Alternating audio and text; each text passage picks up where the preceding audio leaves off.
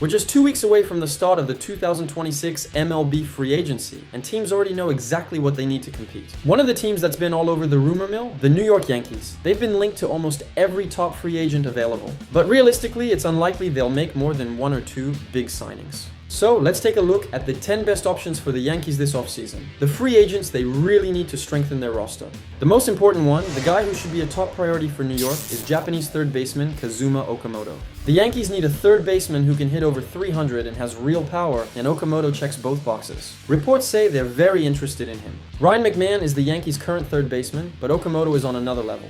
His defense is elite, unlike some of the other Japanese stars being discussed. They need someone like him. Solid glove, big bat, a guy who can hit more than 30 homers and keep his average around 270 or better. It's expected that Okamoto could land a deal worth between $150 and $200 million over 7 or 8 years. Totally doable for the Yankees. The second priority should be Cody Bellinger, a player who's already proven himself in pinstripes. He had a great 2025 season, and the Yankees definitely want him back. He was their second best hitter and played excellent defense in the outfield. He hit .272 with 29 home runs, 98 RBIs, and just a 13% strikeout rate. Fans loved every bit of it.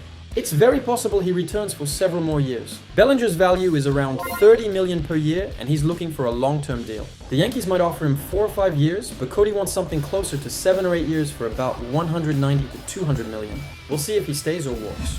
Another top target should be Munetaka Murakami. If they can't land Okamoto, they should definitely go after him, or maybe both. Murakami is an infielder who can play both third and first base. His defense isn't great, but his bat more than makes up for it. He's got massive power. They even call him the Japanese Aaron Judge. The issue, besides defense, is his strikeouts. 28% in Japan, where the pitching isn't as tough as in MLB. That's why I think Okamoto is the better fit. Still, Murakami could easily steal the show in the Bronx. He hit the game-winning knock against Mexico in the World Baseball Classic, proving he's ready for the big stage. His price tag? Somewhere between $200 and $300 million for 10 years, something the Yankees can absolutely afford. Another name that could become a superstar in the Bronx is Kyle Tucker. Personally, I think there are cheaper options, but reports say the Yankees are very interested and ready to battle the Dodgers for him.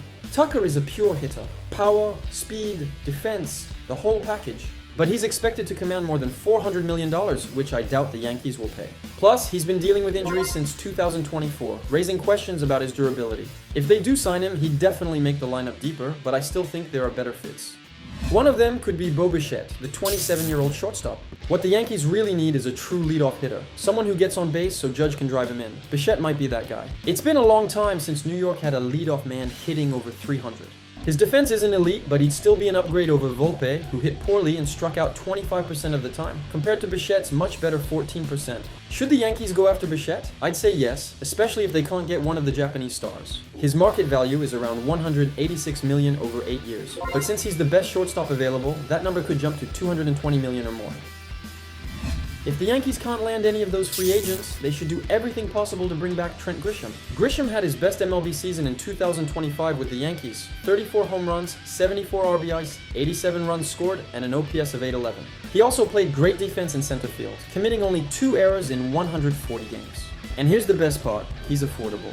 His market value is around $12 million per season, so a 4-year, $48 million deal sounds perfect. Another priority for the Yankees should be trading for Marlins pitcher Sandy Alcantara. Why? Well, neither Garrett Cole nor Carlos Rodon will be ready for the start of the season, and a pitcher like Alcantara could really help that rotation. Among all the pitchers who might be on the trade block, Alcantara could be the cheapest after a rough 2025 season. He's under contract through 2027, and maybe, just maybe, a move to the American League helps him get back to his Cy Young form. Another solid option is Ryan Helsley, the hard-throwing right-handed reliever. He'd be a perfect fit for a Yankees bullpen that's lacked firepower. With his fastball velocity, he could be electric late in games. He's valued around $13.5 million per year, so a 3-year, $40 million deal makes sense. Not bad for a guy who could be your shutdown closer throwing over 101 miles per hour. A rumor that just started heating up says Yankees owner Hal Steinbrenner is interested in bringing in Pete Alonso. Sure, Alonso would add power and energy to the lineup, but honestly, I don't think it would make the team that much better, especially in the postseason. His strikeout rate is pretty high, 23%. Fans love him, but the Yankees already have plenty of power. What they really need is someone who can hit over 300, stay disciplined, and get on base consistently. Alonso hit 38 home runs and drove in 126 runs last season. Great numbers, but he also struck out 162 times. He's not exactly a Gold Glove defender either. He's expected to look for a deal close to $200 million, though Spotrac values him at about $176 million over 7 years. Personally, I'd stick with Bryce at first base, but we'll see. Another big name floating around is Bryce Harper.